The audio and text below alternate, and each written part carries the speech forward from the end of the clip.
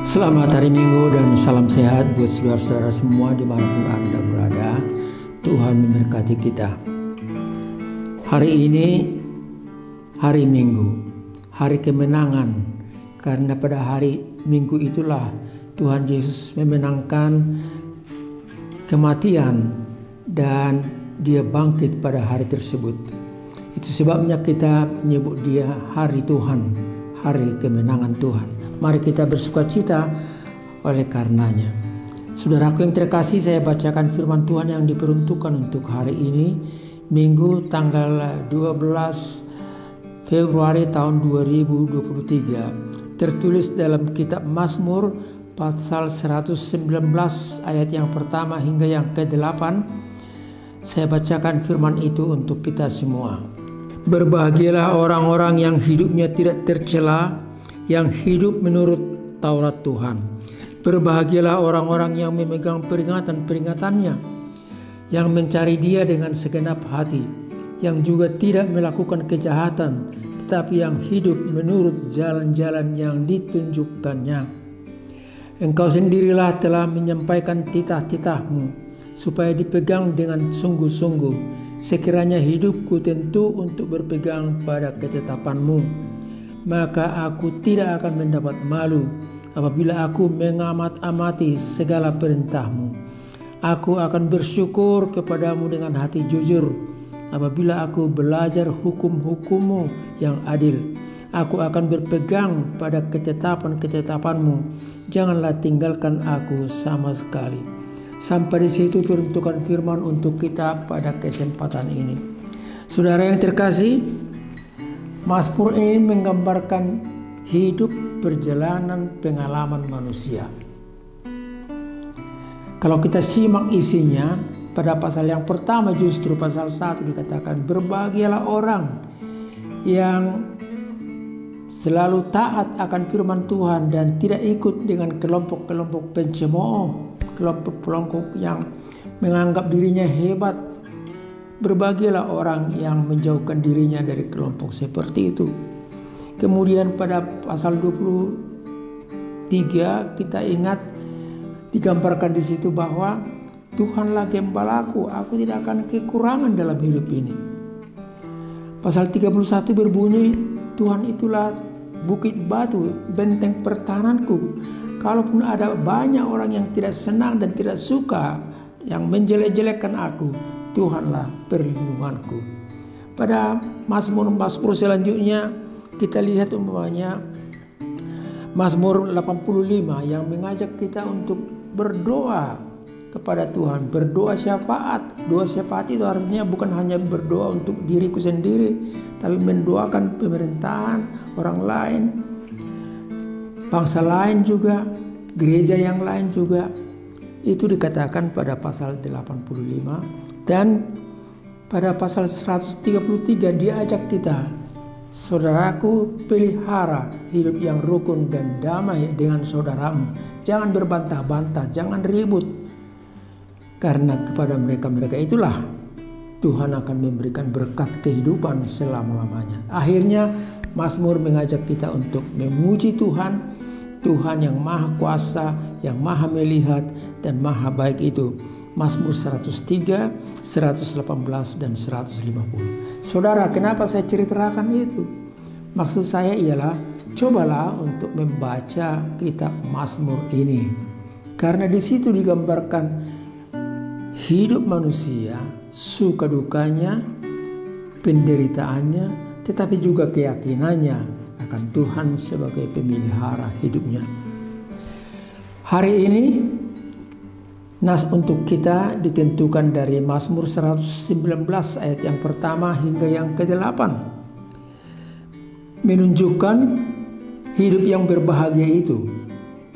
Nah, itu akan kita simak untuk selanjutnya.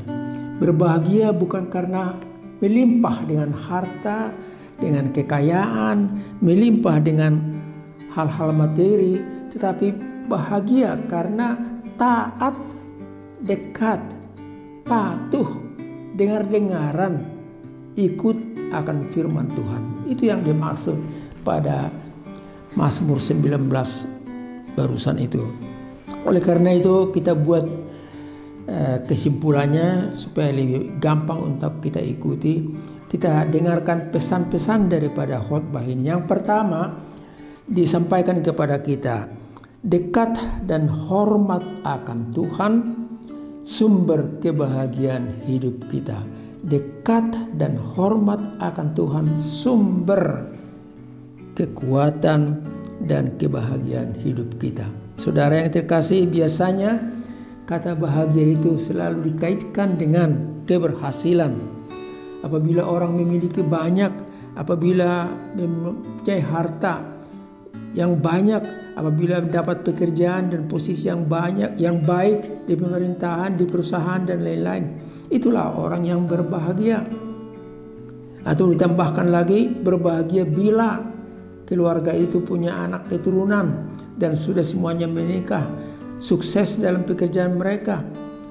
Itulah yang berbahagia menurut versi manusia biasa. Saudara, apakah keinginan untuk memiliki harta, keinginan untuk memiliki properti dan lain-lain, apakah itu salah? Saya jawab langsung, itu tidak salah. Itu baik, tetapi bukan itu yang menentukan kebahagiaan. Harta milik dan kesuksesan itu bukan jaminan dalam hidup ini. Kenapa? Karena hal-hal tersebut datang dan berlalu, ada waktunya. Ada masa jabatan kita, ada umur yang terbatas dalam diri kita.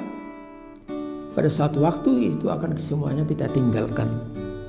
Saudara, oleh karena itu marilah kita lihat apa yang dimaksud dengan berbahagia menurut nas ini. Berbahagia ialah bila hidupku dekat dan taat kepada firman Tuhan. Hidupku taat dan dekat kepada firman Tuhan. Mengarahkan hidup, pekerjaan, keluarga seturut dengan aturan, petunjuk firman Tuhan. Itulah orang yang berbahagia. Bahagia karena hatinya belajar dekat dan mau taat diatur oleh firman Tuhan. Itulah orang yang digambar yang berbahagia.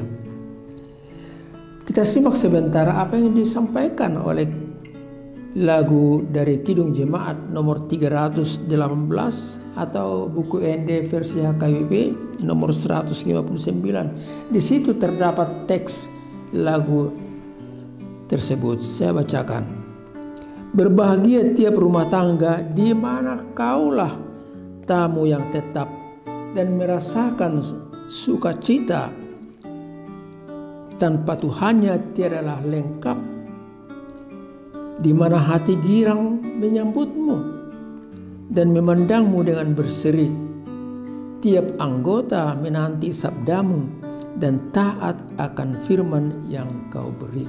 Itulah orang yang bahagia, dan saya simpulkan orang, keluarga, famili yang dekat dengan Tuhan, yang selalu membuat Tuhan menjadi tamu hadir dalam keluarga mereka, dalam rumah mereka, dan juga mencoba untuk taat akan aturan-aturan firman Tuhan.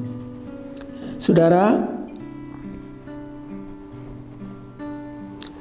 lagu tersebut menjelaskan bahwa bahagia itu bukan soal kepemilikan, bukan soal posisi kedudukan, tetapi soal hubungan dengan Tuhan. Soal sikap hormat kepada Tuhan. Saudara, hukum Taurat, peringatan-peringatan dan ketetapan-ketetapan Tuhan menggambarkan kepada kita kata-kata tersebut. Menggambarkan untuk supaya kita taat akan firman Tuhan tersebut. Di dalam Mazmur pasal 1, pasal yang pertama justru dari kitab Mazmur digambarkan di situ. Berbahagialah orang yang selalu mendekatkan diri kepada Tuhan. Tidak ikut dengan kelompok pencemooh, kelompok-kelompok yang selalu ngomong dengan sukacitanya, dengan senangnya, yang selalu merasa lebih hebat, lebih pintar dari orang yang lain. Berbahagialah orang yang menjauhkan dirinya dari kelompok-kelompok seperti itu. Kenapa dikatakan demikian?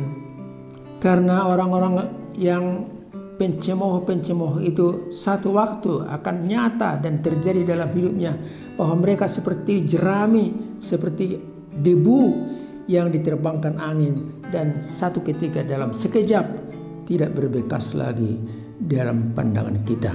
Tetapi sebaliknya, orang yang taat akan Tuhan itu, yang kesukaannya ialah Taurat Tuhan itu, mereka seperti pohon yang rindang, yang ditanam di tepian air, daunnya selalu hijau, dan dia berbuah pada waktunya. Itulah gambar hidup yang kita rindukan. Saudaraku, dengar-dengaranlah akan firman Tuhan. Kalau kita simak khotbah dari Tuhan Yesus yang sering kita sebut khotbah di bukit, yang kita temui pada Matius pasal 5 ayat yang ke-3 sampai 11. Di situ diucapkan kata-kata bahagia dan ditujukan kepada orang-orang yang sedemikian. Orang yang berbahagia ialah orang yang diukur dari iman dan hubungannya dengan Tuhan, bukan dengan apa yang dia miliki. Hati yang miskin di hadapan Tuhan, yang selalu merasa kurang, yang rindu supaya diperkaya oleh firman Tuhan, itulah orang yang empunya kerajaan sorga. Mereka yang berduka cita dan berserah kepada Tuhan dalam hidupnya ini, manusia-manusia yang mengalami suka dan duka, up and down kehidupan ini, tapi berserah kepada Tuhan, itulah orang yang berbahagia. Bukan berarti tidak ada penderitaan dan kesukaran, ada, tapi dia mampu mengalahkan itu dan dia berbahagia karena Tuhan. Orang yang lemah lembut bukan berarti ke kiri ke kanan sesuka-suka orang lain. Lemah lembut artinya punya pendirian dan sikap, tapi sikapnya lembut. Maka orang-orang itulah yang akan melihat dunia ini, akan memiliki dunia ini. Orang-orang yang akan melihat Tuhan ialah orang yang murah hati, mau menolong, suci hatinya. Dalam hatinya tidak ada yang kotor, tidak ada pikiran-pikiran yang jahat, tidak ada pikiran-pikiran untuk menjelek-jelekkan orang lain. Itulah orang yang akan melihat Allah dalam hidupnya di dunia ini dan nanti satu ketika di sorga. Saudara, marilah kita sampai kepada pesan yang kedua, pesan terakhir dari khotbah ini. Hikmat Allah menjadi sumber hikmat dan hidup kita. Hikmat Allah menjadi sumber hikmat dalam hidup kita. Dalam zaman sekarang ini yang disebut zaman dunia komunikasi elektronik, banyak berita, banyak informasi yang kita dengar. Tentu kita harus memilah mana yang baik, yang benar dan berguna. Yang mengacaukan, yang memecah belah tentu dijauhkan. Sepertinya berhikmat itu boleh kita lihat dalam di layar kaca televisi kita. Sepertinya orang itu berhikmat, mau menolong, memberikan yang baik, tetapi ternyata dia menipu, membuat orang kecewa, uang habis, masuk perkara, tetapi hasilnya untuk kita tidak ada. Itulah dunia yang kita lihat dan kita sering dengar. Saudara yang kekasih, marilah kita lihat apa yang dikatakan Tuhan Yesus, supaya kita hidup dalam hikmat Allah dan tahu memilah-milah jalan yang baik, dan menyingkirkan diri dari jalan yang salah, supaya kita jangan terpengaruh kepada peristiwa-peristiwa atau perbuatan-perbuatan kegelapan, tapi kita boleh hidup dan berbuat dalam terang Tuhan. Yesus berkata, "Aku telah terang dunia." Yohanes 8 ayat 12. "Akulah terang dunia, yang siapa menerima aku, maka dia akan tinggal hidup dalam terang itu dan dapat mampu menjauhkan hal-hal yang gelap." Saudara, oleh karena itu kita akan selesaikan renungan ini. Kita akan lihat pada ayat-ayat terakhir, ayat-ayat penghujung dari khotbah ini yang disampaikan kepada kita berbunyi, "Hidupku berpegang pada ketetapanmu. Hidupku berpegang pada ketetapanmu. Aku bersyukur padamu. Aku akan belajar dan berpegang atas hikmat yang kamu berikan kepadaku, ya Allah. Dan inilah yang membuat aku bahagia." Terkait dengan pengakuan dan hikmat Tuhan, kita dimintakan untuk menjadi pelaku hukum Tuhan. Kasihilah Tuhan Allahmu dengan segenap hatimu dan jiwamu, dan dengan demikian kamu akan mampu untuk mengasihi temanmu sesama manusia.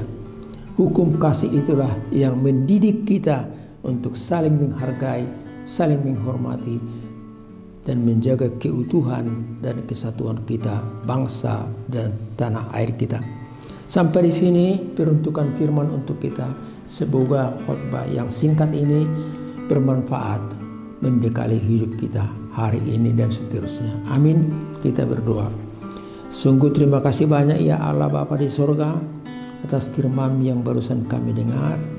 Biarlah firman-Mu itu menjadi hikmat bagi kami, menjadi masukan, pelajaran, pedoman hidup bagi kami untuk hidup kepada Tuhan dan juga hidup kepada sesama manusia.